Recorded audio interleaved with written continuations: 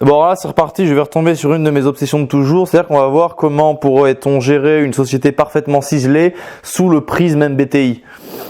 Alors c'est très simple, je vais être expéditif. Pour poser l'édifice et la base conceptuelle et définir les grands enjeux métaphysiques, scientifiques, militaires, artistiques et idéologiques de la société, on fait appel à l'élite rationaliste du MBTI, c'est-à-dire les rationalistes. Donc l'aristocratie rationaliste, alors chacun travaille différemment. Le INTJ, lui, on le laisse, il va faire du télétravail, il est timide. Le NTP, il va performer un petit peu dans l'outrance, etc., dans le charisme.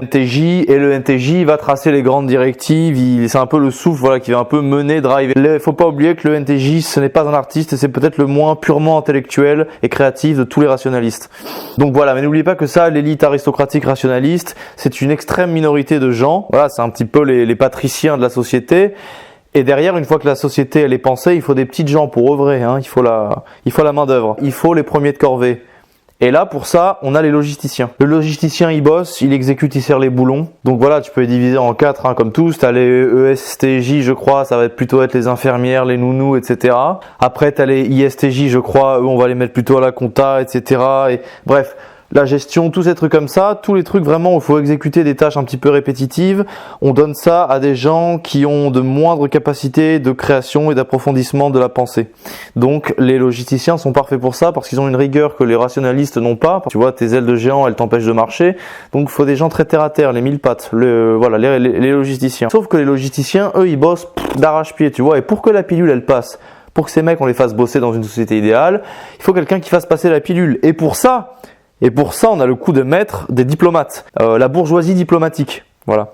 Ça, c'est les gens, c'est les NF. Tu comprends? C'est les gens qui maîtrisent bien les émotions et qui arrivent à tisser un discours en corrélation avec des émotions bien pensées, bien posées pour bien brainstorm les logisticiens qui ont de moindres capacités d'adaptativité émotionnelle. Donc voilà, la bourgeoisie diplomatique NF fait la jonction entre les logisticiens ST et les rationalistes NT. Elle fait de beaux discours, elle emberlificote, elle a le verbe facile, elle séduit, elle manipule. BHL, ce sera l'exemple parfait, je pense, du NF, NFP, vraiment, tu vois, des mecs comme ça qui s'écoutent un peu parler. Alors par contre, la bourgeoisie diplomatique, ce sont les gens un petit peu les plus faux culs parce qu'ils brossent un peu dans le sens du poil les logisticiens, mais croyez-moi, dès que ça part en couple, ils retournent derrière les jupons de l'élite rationaliste. Notez bien ça, au moindre sursaut populaire, à la moindre jacquerie logisticienne, les NF se rangent derrière les NT. N'oubliez pas que le ENFP, c'est souvent un naïf idéaliste qui vient de province.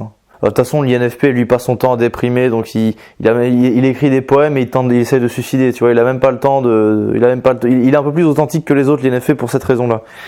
Tu vois, comme il a un mal de vivre, et quelque part, il ressemble peut-être plus éventuellement au INTP, ENTP, enfin, voilà, ça peut être relativement poreux, on sait très bien que... Et par contre, moi, je me méfierais quand même du INFJ, qui semble calme. Le INFJ, il médite... On dirait qu'il est tranquille, mais derrière ça, il faut monter une révolution. Il faut savoir que tous les grands révolutionnaires étaient INFJ. Voilà, donc l'INFJ, il reste toujours surveillé par la vivacité de l'ENTP.